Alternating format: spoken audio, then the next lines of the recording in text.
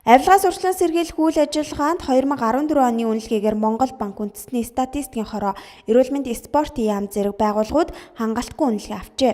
Дээрх байгууллагуудад авилгын эсрэг хүсэл зорилго дутагдж, авилгын эрсдэл өндөр байна гэж албаныхан үзжээ. Төрийн байгууллагын шударга байдлын түвшин үнэлэг 2014 оны судалгааны дүнд танилцуулсан байна. Судалгаанд оролцсон бүх төрийн байгууллагын төлөөлөл удирдлагуудад танилцуулсан. За төрийн байгууллагын шударга байдлын түвшин өмнөх жилүүдийнхээс 0.5 пунктээр нэмэгдсэн. Энэ бол ахиц. За хангалтгүй үнэлгээ авж ийна гэдэг нь тухайн байгууллага тэр авилгын эсрэг үйл ажиллагааны төлөвлөгөөгөө хангалтгүй эргэжүүлсэн. За тэгэхээр эндээсээ бид нар улбаалаад авилгын эсрэг тухайн байгууллагад авилгын эрсдэл байна гэж үзнэ. Энэ эрсдлээ ялч байгууллагад авилгын эрсдэл байдаг. Энэ эрсдлээ бууруулах чиглэлээр тодорхой ажил зохион байгуулаагүй байна гэж үзнэ. Энд бол шууд удирдлагад нь арга хэмжээ авах хуулийн ямар нэгэн зохицуулт байхгүй.